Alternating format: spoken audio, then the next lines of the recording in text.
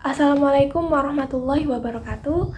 Perkenalkan, nama saya Davira Nadia Safwa dengan NIM akhir 131, dan pada kesempatan kali ini saya akan mempresentasikan novel Orang-Orang Proyek karya Ahmad Tohari. Alasan saya memilih novel ini adalah novel ini tidak hanya menyoroti cerita fiksinya saja, tetapi juga dapat merekam bagaimana kondisi sosial politik masyarakat pada masa tersebut. Melalui novel ini, kita bisa melihat bagaimana karya sastra digunakan sebagai media untuk menyampaikan kritik terhadap praktik pembangunan pada masa tersebut. Slide selanjutnya yaitu latar belakang. Nah, walaupun novel ini diterbitkan di era setelah masa Orde Baru berakhir, namun latar peristiwa dan cerita di dalamnya sangat kuat merepresentasikan kondisi sosial masyarakat pada masa Orde Baru, di mana pada masa tersebut kebebasan berpendapat dibatasi sehingga mereka tidak bisa menyampaikan pendapatnya secara terbuka. Melalui karya sastra, mereka dapat menyampaikan kritik secara tidak langsung. Pemerintah gencar melakukan proyek. Nah, pemerintah Orde Baru menempatkan pembangunan pembangunan fisik sebagai prioritas utamanya, karena proyek-proyek seperti jembatan dan infrastruktur lainnya digambarkan sebagai simbol kemajuan dan keberhasilan sebuah negara. Namun, orientasi pembangunan ini lebih menekankan hasil fisiknya saja daripada kesejahteraan manusia yang terlibat di dalamnya. Selanjutnya, banyak penyimpangan yang terjadi. Dalam praktiknya, banyak proyek yang mengalami penyimpangan, di mana anggaran dana dipotong, lalu kualitas bahan pembangunan diturunkan, dan laporan dimanipulasi sehingga terlihat sesuai target. Kondisi ini menciptakan sistem yang tidak sehat dan merugikan banyak pihak. Selanjutnya, novel ini menggambarkan sisi gelap pembangunan dan realitas pekerja proyek. Ahmad Tohari menampilkan dampak secara nyata dari penyimpangan tersebut, terutama bagi para pekerja proyek. Mereka sudah bekerja dengan keras, namun hasil yang mereka dapatkan atau hak yang mereka dapatkan tidak layak. Novel ini menyoroti bagaimana pembangunan justru melahirkan ketidakadilan sosial. Selanjutnya di identitas karya.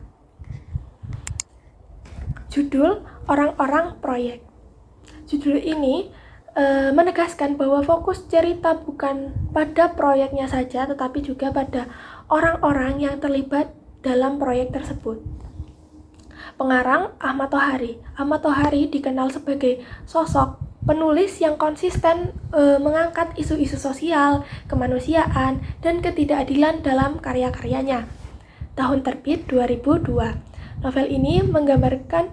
Novel ini diterbitkan pada tahun 2002, namun cerita di dalamnya menggambarkan kondisi sosial Orde Baru sehingga tetap relevan untuk dikaji dalam konteks sejarah. Selanjutnya, genre yang digunakan dalam novel ini adalah realisme sosial, di mana realisme sosial ini membuat cerita terasa lebih dekat dengan realitas kehidupan masyarakat.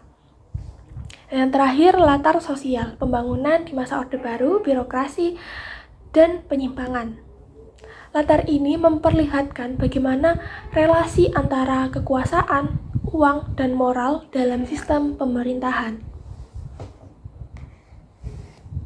Selanjutnya, tokoh dan tema. Nah, yang pertama tokoh. Tokoh utama dalam novel Orang-Orang Proyek karya Ahmad Tohari ini adalah Gumrega. Gumrega digambarkan sebagai sosok yang masih memegang nilai kejujuran di tengah orang yang melakukan penyimpangan. Ia sering terlibat dalam konflik batin di mana ia kebingungan antara memilih tetap bertahan dengan idealismenya atau menyesuaikan diri dengan sistem. Selanjutnya ada Darwan, di mana Darwan ini adalah mandor oportunis, mencerminkan sikap pragmatis. Darwan di sini tidak mempertanyakan benar atau salahnya selama proyek tersebut menguntungkan dirinya. Yang terakhir, pejabat proyek, simbol birokrasi korup. Tokoh ini menunjukkan bagaimana kekuasaan sering digunakan untuk melindungi kepentingan pribadi sendiri. Selanjutnya, tema dalam novel ini. Nah, tema dalam novel ini yaitu yang pertama, korupsi dalam proyek pembangunan, yang kedua, idealisme versus realitas, dan ketiga, pembangunan yang mengabaikan nilai moral seperti kemanusiaan dan ketidakadilan. Selanjutnya, kritik terhadap Orde Baru. Proyek dianggap sebagai simbol kemajuan tapi penuh manipulasi. Nah, pemerintah pada masa tersebut lebih menekankan citra keberhasilan proyek daripada dampak sosialnya. Kemudian, yang kedua, penyimpangan dana sudah menjadi budaya. Nah, korupsi di sini digambarkan sebagai praktik yang sudah dilakukan secara turun-temurun atau sudah dianggap wajar, bahkan sulit untuk diberantas. Ketiga, nasib pekerja kecil diabaikan demi keuntungan. Para pekerja proyek menjadi korban utama dalam sistem yang tidak adil ini. Keempat, pejabat kuat dan tidak tersentuh oleh hukum. Nah, kekuasaan pejabat-pejabat proyek membuat pejabat proyek sulit untuk disentuh hukum. Yang terakhir, pembangunan tanpa nilai moral. Pembangunan tetap berjalan, tetapi nilai keadilan dan kemanusiaan terabaikan. Nah, selanjutnya adalah kesimpulan. Sebagai kesimpulan, novel Orang-Orang Proyek berhasil memotret sisi gelap dari pembangunan pada masa Orde Baru secara realistis. Karya ini menunjukkan bagaimana sistem yang korup dapat menghancurkan kejujuran dan idealisme individu. Pesan utama yang disampaikan novel ini adalah bahwa pembangunan harusnya tidak hanya mengejar hasil fisiknya saja, tetapi juga memperhatikan nilai moral dan kemanusiaan manusia yang terlibat dalam proyek tersebut. Kritik dalam novel ini pun masih sangat relevan hingga di kondisi kita saat ini.